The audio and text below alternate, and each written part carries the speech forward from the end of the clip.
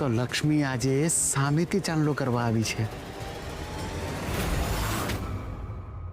કંકુ, મારા ફોનની બેટરી લો છે, કેન્ડલ લઈ આવો. અંધારામાં મને બહુ બીક લાગે છે. સ્વિચ ઓફ થઈ ગયો. હમણાં જ લઈ આવો. કેન્ડલ લઈને રૂમમાં આવજો. ચાલશે. બસ હા બધું જ ક્લિયર છે.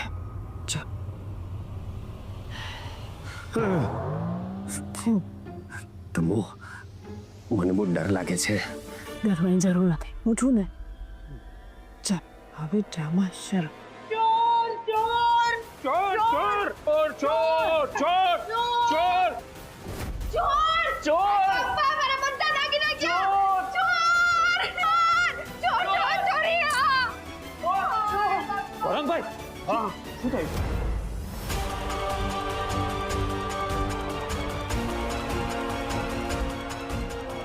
ભાઈ, બોલો ચોર અમારા બધા દાગીના લઈને ગયો ક્યો?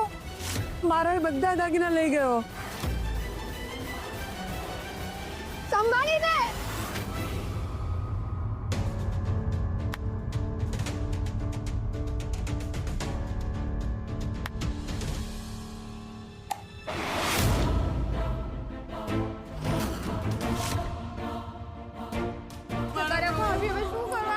બીજા દાગીના લઈ આપીશ તું મને. એ પપ્પા ચોર આવે તો ઘરમાં ચોરી કરીને ગયો તો દાગીના લઈ ગયો. આ જોતે મેં 50,000 એક મિનિટ. અરે વારા ફરતી બોલો તો સમજાય કે વાત શું છે. અરે પણ મમ્મી, ચોર ઘરમાં આવ્યો અને ભાભીઓના દાગીના લઈને ભાગી ગયો. પણ ઘરમાં ચોર ઘૂસે કેવી રીતે? એ કેમ ખબર પડે મમ્મી? હું અને ગૌરંગ એની પાછળ ભાગ્યા પણ એ દરવાજાથી બહાર જતો રહ્યો. દરવાજો તો અંદરથી બંધ હોય ને. ના કાકા, બંધ નતો, ખુલ્લો હતો દરવાજો અને સીધો બહાર આમ ભાગી જ ગયો. હે બાપા, મારા પિયરના દાગીના હતા. મારા પપ્પાએ કેટલી મહેનતથી બનાવડાવ્યા હતા, બધા ગયા.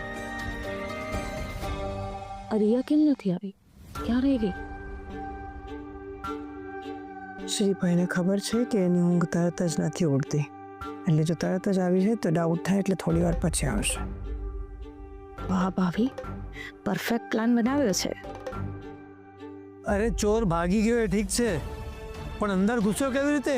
શું ખબર પપ્પા, કદાચ દરવાજો જ ખુલ્લો હતો. એ શક્ય જ નથી. કંકુ રોજ પોતે દરવાજો બંધ કરે છે અને એનું કામ પરફેક્ટ જ હોય.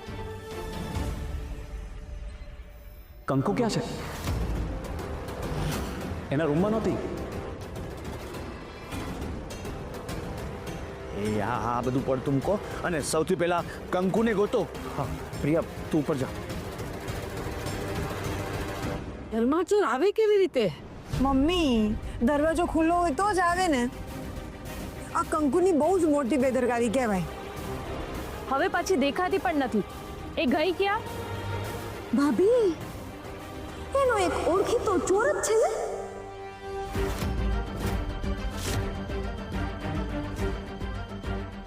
કંકુ ઘરમાં ક્યાંય નથી. ત્યાં પણ નથી. જ્યોતિ બહુ, તમે આ શું બોલો છો એનું તમને ભાન છે? કંકુ ચોરને ઓળખે છે એટલે? કાકા, એનો મતલબ એ જ કે કંકુ ચોરને ઓળખે છે.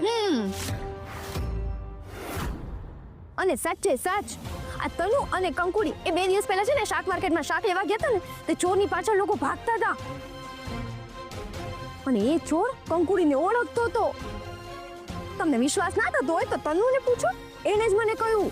ભાભી, આ બધું કહીને તમે સાબિત શું કરવા માંગો છો? એ કે કરો પાછી કંકુને બદનામ.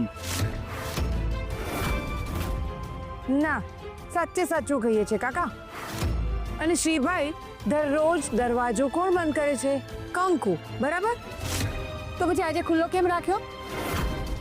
પોતાનો ઓળખીતો ચોર ઘરમાં આવીને બધું લઈને ભાગી જાય ને એટલે. ના ભાભી ના, કંકુ આવું ક્યારે ન કરે. અત્યારે તો 1 + 1 2 જ થાય છે. ને છતાં એવું લાગતું હોય તો કંકુને પૂછી લો.